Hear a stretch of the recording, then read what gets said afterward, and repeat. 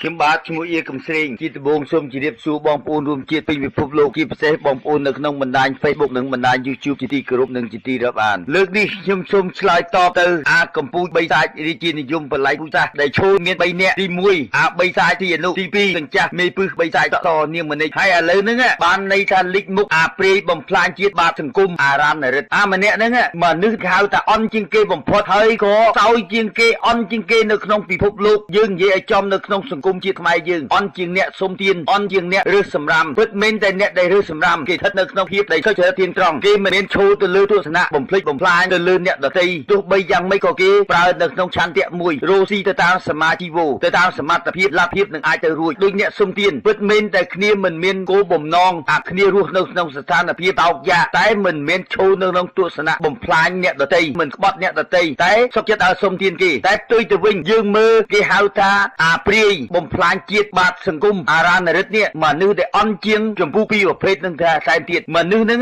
មិនដែលខ្វល់ពីអ្នកដទៃរហូតទៅដល់មនុស្សមួយចំនួនល្ងឹតល្ងងអត់ដឹងអីទៅប្រើពាក្យគេហៅថាសម្ដេចក្រុងព្រះយកពាក្យព្រះយកមកប្រើដោយខូចពីកិត្តិនាមកិត្តិស័ព្ទរបស់ព្រះពាក្យព្រះមួយម៉ាត់វាជាតម្លៃដ៏ខ្ពស់សម្រាប់មនុស្សក្នុងលោកគេគោរពតែផ្ទុយទៅវិញអាមនុស្សបាតសង្គមអានេះគឺថាអន់ជាងមនុស្សរើសសម្រាមអន់ជាងមនុស្សដែលសុំទានគេបំផុតមិនស្គាល់ពីតម្លៃថ្លៃថ្នូរមិនដែលស្គាល់ពីតម្លៃពុះទាបនៅកម្រិតណាអ្វីក៏ដោយគិតតែពីផលប្រយោជន៍ខ្លួនឯងចិនអ្នកណាបានចិនយកដើម្បីបំពន់តម្រូវការរបស់ខ្លួនឯងសូម្បីតែប្រពន្ធអ្នកដទៃប្រពន្ធកូនចៅខ្លួនឯងក៏ហ៊ានប្រព្រឹត្តនៅបទល្មើសដែលគួរហៅថាមនុស្សក្នុងលោកគេអប់រំដែលអាក្រក់បំផុតនៅក្នុងសង្គមលោកយើងនេះដែលមិនគួរឲ្យយើងឲ្យតម្លៃឲ្យសោះតែខ្មែរយើងនៅតែប្រើតែទស្សនៈគុណធម៌តែយើងគួរឲ្យអាមនុស្សបាតសង្គមនេះវាទៅជាភាពគុណធម៌ទៅរួចទេអ្វីដែលវាធ្វើហ្នឹងជាទង្វើមនុស្សដែលគេអប់រំនៅក្នុងលោកមិនគួរតែឲ្យគេឲ្យតម្លៃសោះតែផ្ទុយទៅវិញហេតុអីបានក្នុងចម្ពោះរាជវង្សានុវង្សតែងតែនិយាយថាខូចពីឪវារសាយដល់កូនអាខូចពីដូនណាសូនដល់ចៅវាបន្ត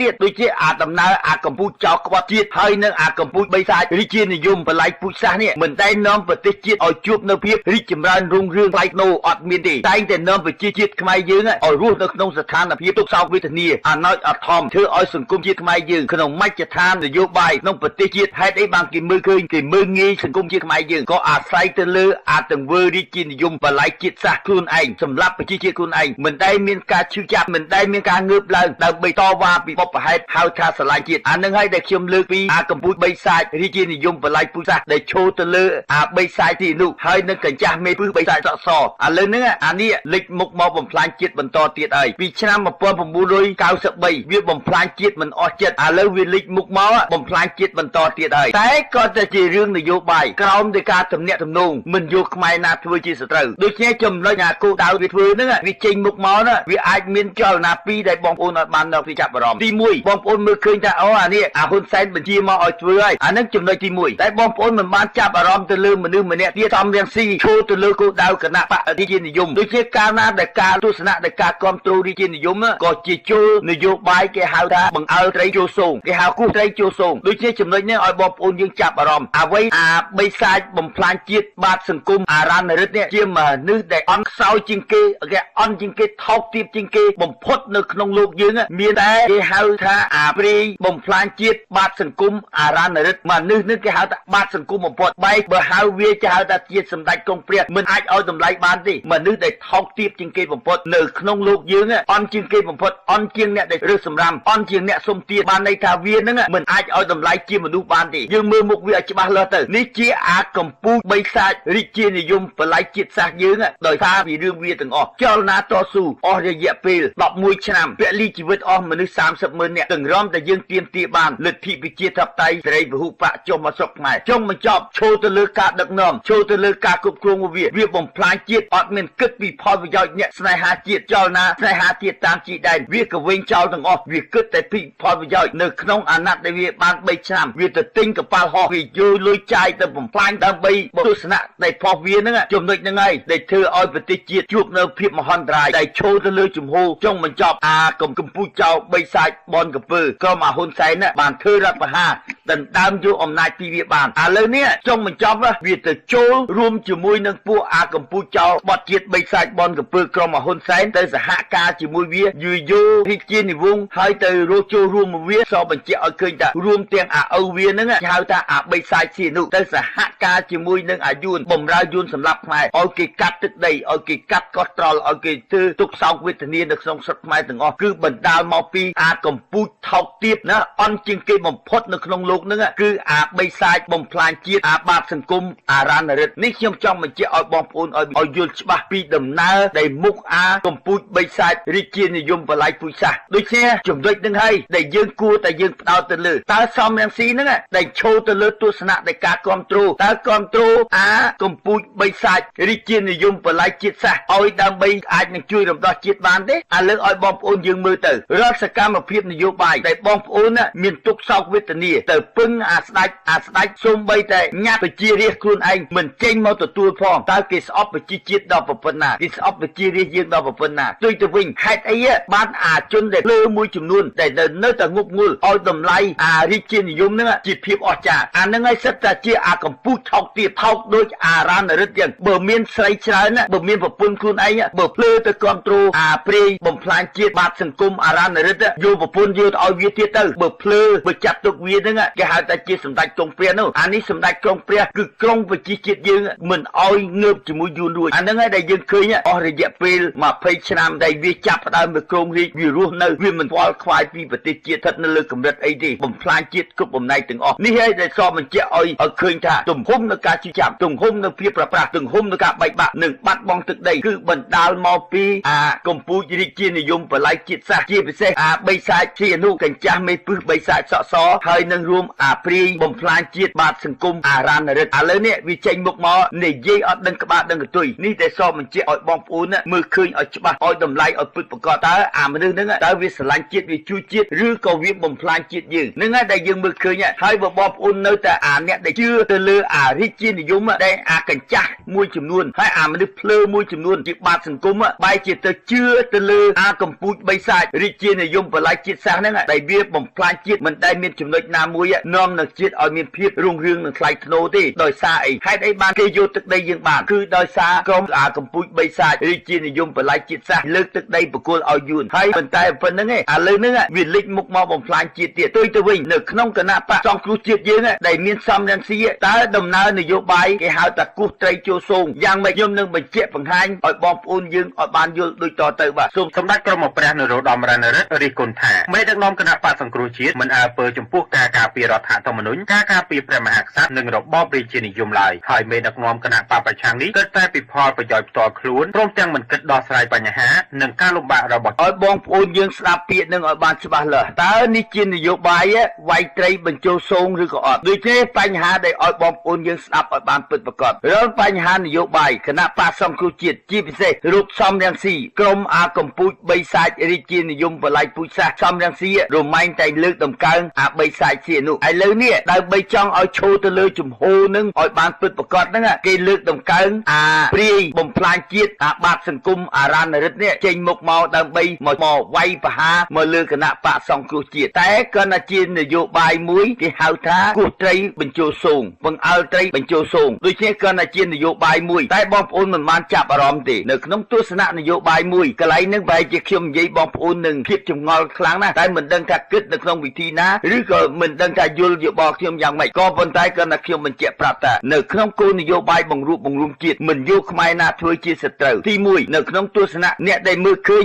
អាព្រាយបំផ្លាញជាតិបាតសង្គមអារ៉ានរិទ្ធនេះថាវាជាអ្នកអាហ៊ុនសែនបញ្ចេញឲ្យមកអ្វីដែលវារិះគន់ហ្នឹងក៏ណាជាដំណើរនយោបាយដើម្បីតម្កើងសំរងស៊ីឲ្យលើកតម្លៃទៅលើដើម្បីលើកតម្កើងអារាជានិយមទេក៏ប៉ុន្តែបើបងប្អូនចង់ដឹងឲ្យក្នុងនយោបាយឲ្យពិតប្រាកដស្រុកខ្មែរយើងបើនៅតែសល់អាពួកអាកម្ពុជាបីសាច់រាជានិយមបល័យពុជសាសទៀតប្រទេសខ្មែរយើងមិនបាច់យើងធ្វើអីទៀតទេគឺយើងចប់ទៅហើយទុកឲ្យរាជានិយមបន្តទៀតទៅបើបងប្អូននៅតែស្រឡាញ់នៅអារាជានិយមឥឡូវនេះយើងអស់ជំរឿហើយជំរឿយើងនៅសល់តែមួយទេគឺត្រូវការបាតកម្មរំដោះជាតិបើសិនជាបងប្អូននៅតែស្រឡាញ់អាកម្ពុជាបីសាច់រាជានិយមបល័យពុជសាសហ្នឹងអាហ្នឹងយើងត្រូវចប់ហើយទុកឲ្យគេធ្វើទៅនេះជានយោបាយរបស់សំរងស៊ីគេហៅថានយោបាយបង្រួបបង្រួមជាតិមិនយកខ្មែរណាធ្វើជាសត្រូវបានន័យថាដូចខ្ញុំតែងតែបញ្ជាក់ ជាក់នៅពាក្យហ្នឹងហើយលោកសំរងស៊ីមិនដែលយកខ្មែរណាធ្វើជាសត្រូវទេពីព្រោះហ៊ុនសែនក៏អត់ជាសត្រូវរាជានិយមក៏អត់ជាសត្រូវបានន័យថាប្រទេសខ្មែរយើងរីកចម្រើនរុងរឿងអាហ្នឹងនៅក្នុងនយោបាយដែលបងប្អូនមួយចំនួនគ្រប់គ្រងទៅលើគណៈបកទៅលើសំរងស៊ីតែផ្ទុយទៅវិញយើងមើលឃើញនយោបាយនៅសល់តែមួយទេគឺរំដោះជាតិបើយើងរំដោះជាតិបានន័យថារំដោះចេញពី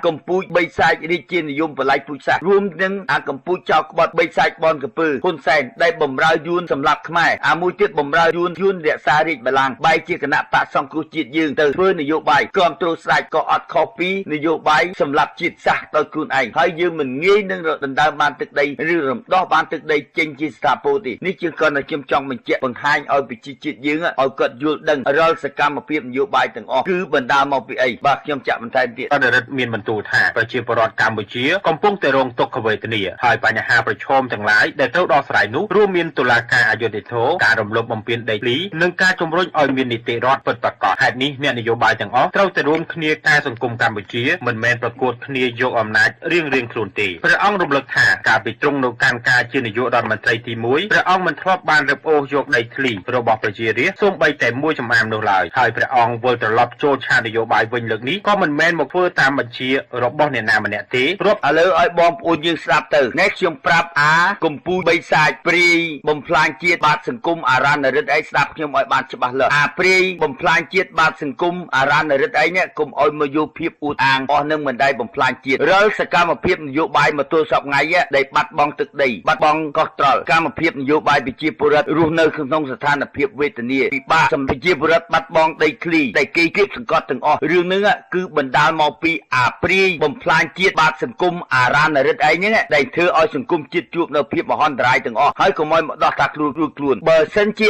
កម្ពុជាបីសាច់ព្រាយបំផ្លាញជាតិបាតសង្គមអារ៉ានរិទ្ធអីហ្នឹងបើមិនបណ្ដោយឲ្យហ៊ុនសែនធ្វើទៅដល់សកម្មភាពធ្វើឲ្យគេវាយកំទេចចោលនៅក្នុងរាជានិវង្សានុវង្សក៏សកម្មភាពនយោបាយមិនបាត់បង់ទឹកដីមកទល់សពថ្ងៃដែរនេះកម្ពុជាចោលក្បត់ជាតិអីនេះកុំអោយមកនិយាយមកដោះសារយករួចខ្លួនតែខ្លួនឯងមិនបានធ្វើរាល់សកម្មភាពនយោបាយទុកសោកវេទនារងនៅភាពអយុត្តិធម៌សង្គមជួបនៅវិបត្តិទាំងអស់គឺបណ្ដាលមកពីកម្ពុជាបីសាច់បំផ្លាញជាតិបាតសង្គមអារ៉ានរិទ្ធអីហ្នឹងដែលមកបំផ្លាញជាតិទាំងអស់ហើយចុងបញ្ចប់យកលុយជាតិទាំងអស់យកទៅទិញកប៉ាល់ហោះទៅកើនទៅភាពអំពើពុករលួយបង្កើននៅភាពរុងរឿងខ្លួនឯងមិនខ្វល់ខ្វាយពីបញ្ហាជាតិហើយទៅដេកសងំអស់រយៈពេលរាប់សិបឆ្នាំឥឡូវនេះចេញមុខមកចង់ចេញមុខមកស្អីមកបំផ្លាញជាតិទៀតទេកម្ពុជាបីសាច់ព្រាយបំផ្លាញជាតិបាតសង្គមអារ៉ានរិទ្ធអីនេះជាមនុស្សដែលថោកជាងគេបំផុតនៅក្នុងលោកយើងគ្មានអាណាដែលថោកជាងគេដោយអារ៉ានរិទ្ធនឹងទេនេះកម្ពុជាថោកទៀតអីថោកពីឪមកដល់កូនឥឡូវបន្តទៅដល់ចៅទៀតនេះកម្ពុជាថោកអីហើយកុំឲ្យមកចេញមុខមកថាខ្លួនឯងជាមនុស្សដែលស្រឡាញ់ជាតិទុកសោកប្រជាជាតិរស់នៅក្នុងស្ថានភាពវេទនាទៅថៃគេសម្លាប់គេធ្វើបាបទៅយួនគេធ្វើបាបគេសម្លាប់ជាតិខ្មែរហើយគេយកដីគេបាត់បង់កោះត្រល់នេះកម្ពុជាចោលក្បត់ឯងមិនដែលចេញមុខមកនិយាយពីរឿងអ្វីដែលហៅថាវិបត្តិសង្គមទេទុកសោកវេទនាគេចាប់ប្រជាពលរដ្ឋរងនៅភាពអយុត្តិធម៌គេយកទៅដាក់គុកមិនដែលឃើញកម្ពុជាបីសាច់រាជានិយមបល័យជាតិចេញមកជួយប្រជាជាតិខ្មែរទេកម្ពុជាបីសាច់ក្បត់ជាតិឯងកុំឲ្យមកចេញមកតាំងខ្លួនឯងជាអ្នកក្រិនបើសម្លាប់ជាតិមិនទាន់អស់ចិត្តទៀតទេមកបំផ្លាញជាតិទៀតទេដូច្នេះចំណុចអស់ហ្នឹងខ្ញុំចង់បញ្យល់ទៅមហាជាតិយើងឲ្យដឹងឲ្យយល់ថាការជិះចាប់របស់ខ្លួនឯងឲ្យបណ្ដាលមកកម្ពុជាបីសាច់រាជានិយមបល័យជាតិសាសតើគួរឲ្យតែគ្រប់គ្រងទៀតឬក៏យ៉ាងម៉េចហេតុអីបានបងប្អូននៅតែងងឹតងងុលកញ្ចាស់ចាស់មួយចំនួនដែលនៅតែជឿទៅលើបីសាច់ស៊ីនោះមួយល្ងឹតល្ងងក្មេងមួយចំនួនទៀតភ្លើអត់ដឹងអីទៅគ្រប់គ្រងទៅលើបីសាច់ស៊ីនោះមិនទន្ទឹមមកពេលហ្នឹងឯងនៅក្នុងគណៈបកសង្គ្រោះជាតិយើងជាពិសេសសំរងស៊ីនៅតែគ្រប់គ្រងបីសាច់ស៊ីនោះចំណុចហ្នឹងឯងដែលអៀកំសេងចេញមកវាយអត់មានមេត្តាមកគឺខ្ញុំបានបញ្ជាក់ប្រាប់ឲ្យច្បាស់លាស់អៀកំសេងមិនមែនជាអ្នកនយោបាយធ្វើនយោបាយទេតែគាត់តែបញ្ជាក់ប្រាប់បងប្អូនឲ្យច្បាស់លាស់បើបងប្អូនណាក៏ដោយអ្នកណាក៏ដោយបើហ៊ានទៅនៅគ្រប់គ្រងរាជានិយមទៅហ៊ានទៅនៅគ្រប់គ្រងបីសាច់ស៊ីនោះអៀកំសេងសុខចិត្តងាប់វាយអត់មានមេត្តាមកនេះខ្ញុំបញ្ជាក់ប្រាប់ឲ្យច្បាស់លាស់មិនអាចលើកលែងទេដូចជាបីសាច់បំផ្លាញជាតិបាតសង្គមអារ៉ានរិទ្ធនេះជាមនុស្សដែលថោកទាបជាងគេបំផុតនៅក្នុងលោកយើងបែរជាឥឡូវនេះខ្ញុំមិនទាន់វាយនេះឯងផងមិនទាន់កាត់ទោសយកទៅពីបញ្ហាដែលធ្វើឲ្យសង្គមជាតិយើងបាត់បង់ទឹកដីបាត់បង់ព្រៃជលផលទាំងអស់គឺបណ្ដាលមកពីកម្ពុជាបីសាច់រាជានិយមបល័យជាតិសាសន៍ហើយព្រាយបំផ្លាញជាតិបាតសង្គមអារ៉ានរិទ្ធនេះឥឡូវវាចេញមុខមកហើយនេះអៀកំសេងមិនអាចលើកលែងបានទេខ្ញុំប្រាប់ឲ្យច្បាស់លាស់អៀកំសេងនេះឯងតាមដានទៅគឺនៅអូស្ត្រាលីតែសម្រាប់ អាកម្ពុជាបិសាចរាជានិយមបល័យជាតិសាសហើយជាពិសេសអាព្រាយបំផ្លាញជាតិបាតសង្គមអារ៉ានរិទ្ធដូចជាអានឹងអន់ជាងមនុស្សដែលសុំរៀនអន់ជាងមនុស្សរើសសម្រាមទៅទៀតអាកម្ពុជាបិសាចឯងគុំអុយមកតាំងខ្លួនឯងជាអ្នកក្រិនបើខ្ញុំប្រាប់អ្នកឯងឲ្យច្បាស់លាស់ហើយអ្នកឯងមិនបាច់ដើរនយោបាយវាយត្រីបញ្ជូសងទេខ្ញុំចាក់បន្ថែមទៀត ទាំងលោកនាយករដ្ឋមន្ត្រីហ៊ុនសែនព្រះអង្គបញ្ជាក់ថាទាំងលោកសំរងស៊ីនិងលោកកំសុខាមិនមានចំហគាំទ្ររាជានិយមនោះទេពួកលោកទាំងពីរនេះមិនដែលនិយាយមកដល់បើគាត់គ្រាន់តែឆ្លាតដើម្បីទាញសម្លេងអ្នករាជានិយមថែមទៀតគាត់ថាគាត់សុំសន្យាជាផ្លូវការគាត់ជាប់ឲ្យពួកឯកសាររបស់រាជានិយមដែលបានចែកក្នុងធនធានតែប៉ុណ្ណឹងក៏ខ្ញុំចិត្តដែរអាកម្ពុជាបិសាចរាជានិយមបល័យពូជសាសជាពិសេសអាព្រាយបំផ្លាញជាតិបាតសង្គមអារ៉ានរិទ្ធឯងគុំអុយមកអាប្រើទស្សនៈវាយត្រីបញ្ជូសងគោះត្រីបញ្ជូសងដូចជាខ្ញុំប្រាប់អ្នកឯងច្បាស់លាស់នយោបាយអ្នកឯងនៅខ្ចីណាអ្វីក៏ដោយជាគំសេងដឹងនយោបាយអ្នកឯងទាំងអស់អ្នកឯងមិនបាច់ដោះសារថាអូខ្ញុំមិនមែនហ៊ុនសែនមកបញ្ជាខ្ញុំងើបឡើងដល់ខ្លួនឯងនេះអាកម្ពុជាលើឯងមានស្អីដែលហៅថាចេះដឹងខ្លួនឯងមនុស្សដែលលើបំផុតនៅក្នុងលោកគឺអាកម្ពុជាបិសាចបល័យជាតិហើយជាពិសេសអាព្រាយបំផ្លាញជាតិបាតសង្គមអារ៉ានរិទ្ធឯងនេះគុំអុយមកតាំងខ្លួនឯងជាអ្នកចេះដឹងអីគឺមនុស្សដែលលើជាងគេបំផុតហើយគឺជាមនុស្សញ៉ាក្រោមកាកណ្ដុរនៅក្នុងលោកយើងអ្នកដែលអន់ជាងគេបំផុតគឺអារ៉ានរិទ្ធនឹងឯងនេះខ្ញុំបញ្ជាក់ប្រាប់ឲ្យច្បាស់លាស់ហើយគុំអុយមកតាំងខ្លួនឯងជាអ្នកក្រិនបើអាមនុស្សដែលបំផ្លាញជាតិអាមនុស្សដែលធ្វើឲ្យសង្គមជាតិរងទុក្ខវេទនាមកទល់សពថ្ងៃគុំអុយមកតាំងខ្លួនឯងជាអ្នកក្រិនបើសិនជាអ្នកឯងក្រិនបើតាំង93មកទល់សពថ្ងៃប្រទេសជាតិរីចម្រើនហើយតែអ្វីដែលប្រទេសជាតិជួបនៅក្នុងវិនិច្ឆ័យកម្មអន្តរាយទាំងអស់គឺដោយបណ្ដាលមកពីអាព្រាយបំផ្លាញជាតិបាតសង្គមអារ៉ានរិទ្ធឯងហ្នឹងឯងដែលធ្វើឲ្យប្រទេសជាតិរងទុក្ខវេទនាហើយគុំអុយមកតាំងខ្លួនឯងក្រិនបើនេះណាអៀកំទេងមិនអាចលើកលែងបានទេអាព្រាយបំផ្លាញជាតិបាតសង្គមអារ៉ានរិទ្ធឯងនេះខ្ញុំប្រាប់ឲ្យច្បាស់លាស់អៀកំទេងមិនដែលចេះខ្លាចទេអាកម្ពុជាបិសាចបល័យជាតិខ្ញុំនេះគឺខ្ញុំចង់បញ្ជាក់ប្រាប់ឲ្យបានហើយខ្ញុំចាក់បន្ថែមទៀតបាទទេចំពោះការចោទប្រកាន់ដែលថាគណៈបក្សសង្គ្រោះជាតិមានចំហសាធារណរដ្ឋនិយមនេះគឺប្រហែលនៅនៃផ្នែកការរបស់រដ្ឋាភិបាលដែលបានចោទប្រកាន់ជាបន្តបន្ទាប់ថាគណៈបកប្រឆាំងមិនគោរពតាមព្រះរាជដំរីរបស់ព្រះមហាក្សត្រសម្ដេចក្រមព្រះនរោត្តមរណរដ្ឋបានប្រកាសចូលឆាកនយោបាយជាថ្មីក្នុងពេលដែលប្រទេសកម្ពុជាមានវិបត្តិនយោបាយព្រះអង្គធ្លាប់ធ្វើជាប្រធានគណៈបកហ៊ុនស៊ុនប៉ៃដោយជាប់ជានាយករដ្ឋមន្ត្រីទី1ព្រះអង្គក៏ធ្លាប់ធ្វើជាប្រធានរដ្ឋសភានិងធ្លាក់អំណាចបន្ទាប់ពីគូប្រកួតប្រជែងគឺគណៈបកប្រជាជនកម្ពុជាថាការយាងចូលនយោបាយរបស់សម្ដេចក្រមព្រះអាចជាការយាងចូលបំបែកសម្លេងគណៈបកប្រឆាំងប៉ុន្តែព្រះអង្គមានបន្ទូលថាព្រះអង្គមិនបានទទួលការឧបត្ថម្ភពីលោកហ៊ុនសែនទោះបីតែមួយរៀលឡើយហើយព្រះអង្គត្រៀមរួចជាស្រេចដើម្បីធ្វើគូប្រកួតប្រជែងនយោបាយទាំងជាមួយលោកនាយករដ្ឋមន្ត្រីហ៊ុនសែននិងបកប្រឆាំងគណៈបកនយោបាយអ្វីដែលឲ្យបងប្អូនយើងស្ដាប់មើលទៅរដ្ឋសកម្មភាពអាព្រាយបំផ្លាញជាតិបាតគុំអារ៉ានរិទ្ធនេះឥឡូវវាចេញមកបំផ្លាញជាតិដើម្បីបញ្ចប់លើកទឹកដីនឹងបកគលទៅឲ្យយួនឥឡូវហ្នឹងវាចេញមកជួយក្រុមយួនបន្ថែមទៀតហើយដើម្បីមើលទៅសកម្មភាពនយោបាយប្រជាជាតិខ្មែរយើងមើលឃើញថាឥឡូវនេះទឹកដីយួនបានយកទាំងស្រុងហើយអញ្ចឹងហើយវាអត់អស់ចិត្តដើម្បីតម្រូវការលើកតម្កើងយួនឲ្យបានសម្រេចជាសភាតាពោឥឡូវវាចេញមុខមកវាកែណាពួកអាលើមួយចំនួនដែលអ្នកនៅតែគ្រប់គ្រងអារាជានិយមបល័យសាដូចជាចំណុចហ្នឹងហើយធ្វើឲ្យសង្គមជាតិយើងមិនងាយនឹងបានសុខដោយសារអីដោយសារតែឈូទៅលើចំណុចទាំងអស់បណ្ដាលមកពីអាកម្ពុជាបិសាចរាជហ្នឹងហើយដែលវាចេញមកបញ្ចប់ដើម្បីឲ្យយួនយកទឹកដីខ្មែរយើងបានជាសហពលហើយវាជួយជំរុញនយោបាយទាំងអស់ដើម្បីជំរុញទៅឲ្យការគ្រប់គ្រងទៅលើយួនដូចជាសបញ្ជាក់ឲ្យឃើញថារដ្ឋសកម្មភាពនយោបាយហើយនឹងជាពិសេសអាព្រាយបំផ្លាញជាតិបាតគុំអារ៉ានរិទ្ធហ្នឹងវាចេញមុខមកដើម្បីតម្រូវការឲ្យជួយយួនឲ្យលើកយួនហ្នឹងមកយកទឹកដីខ្មែរបានទាំងស្រុងហើយសម្រាប់ជាតិខ្មែរយើងកុំឲ្យមានភាពងើបរួចហើយដែលមានការរួមសហការគេហៅថាវាយត្រីបញ្ជូសងដូចជាចំណុចដែលវាយត្រីបញ្ជូសងហ្នឹងឲ្យបងប្អូនយកទៅពិចារណាពីព្រោះរយៈកាលកន្លងមកសំរងស៊ីមិនដែលវាចោទប្រកាន់ថាគណៈបកសង្គ្រោះជាតិគឺជាសាធារណរដ្ឋអានឹងហើយដែលឲ្យបងប្អូនយើងចាប់អារម្មណ៍ឲ្យមែនទេរយៈកាលកន្លងមកក្នុងគណៈបកសង្គ្រោះជាតិមិនដែលប្រើពាក្យគេហៅថាសាធារណរដ្ឋទេដែលជានេះជានយោបាយរបស់អាចទៅថាជានយោបាយរបស់ហ៊ុនសែនក៏អាចថាជានយោបាយរបស់សំរងស៊ីដែរតែសំរងស៊ីរយៈកាលកន្លងមកដើម្បីគេហៅថានេះជានយោបាយវាយត្រីបញ្ជូសងឬក៏គោះត្រីបញ្ជូសងដោយសារអីសំរងស៊ីមិនដែលលើកពីសាធារណរដ្ឋទេសំរងស៊ីប្រើនយោបាយលើកតម្លៃពីកិច្ចការអនុភាពរបស់អាបិសាយជានុហើយនឹងកញ្ចាស់មេពឹសបិសាយសក់សដើម្បីលើកតម្កើងនៅក្នុងរាជានិយមឥឡូវនេះអានេះចេញមុខមកដើម្បីគោះត្រីបញ្ជូសងតាមកពិតអាមនុស្សនេះជាព្រាយបំផ្លាញជាតិបាតសង្គមហើយអន់ជាងមនុស្សសុំទានហើយអន់ជាងមនុស្សដើររើសសម្រាមទៅទៀតតែជាអ្នកដែលរាជវង្សពិតប្រកបគេស្លាប់ខ្លួនបាត់ហើយតែអាមនុស្សនេះមិនចេះឈឺចាប់មិនចេះឈឺឆ្អាលហើយវាចេះតែរស់នៅដោយភាពខំកើងខ្លួនវាថាខ្លួនវាអស្ចារ្យណាស់ដើម្បីវាតម្រូវការឲ្យយួនយកទឹកដីខ្មែរបានទាំងត្រង់ហ្មងបានវានឹងមុននឹងវាងាប់ដៃហោងទៅនេះក៏ខ្ញុំចង់បញ្ជាក់ប្រាប់បងប្អូនឲ្យបានច្បាស់លាស់ជាត្រូវណាជាចុងបញ្ចប់ខ្ញុំអៀកំសេងជា ជាអ្នកវិភាគនយោបាយជាអ្នកការពារជាតិហើយក៏ជាអ្នកគ្រប់គ្រងគណៈបកសង្គ្រោះជាតិក្រៅប្រព័ន្ធក៏ប៉ុន្តែខ្ញុំចង់បញ្ជាក់ប្រាប់បងប្អូនរួមជាតិទាំងអស់ឲ្យបានច្បាស់លាស់កំសែងមិនតំណាងថាគ្រប់គ្រងសំរងស៊ីទេនេះខ្ញុំបញ្ជាក់បងប្អូនច្បាស់លាស់ដរាបណាតែសំរងស៊ីប្រើនយោបាយមួយគឺរំដោះជាតិនៅខ្ញុំនឹងគ្រប់គ្រងទៅវិញ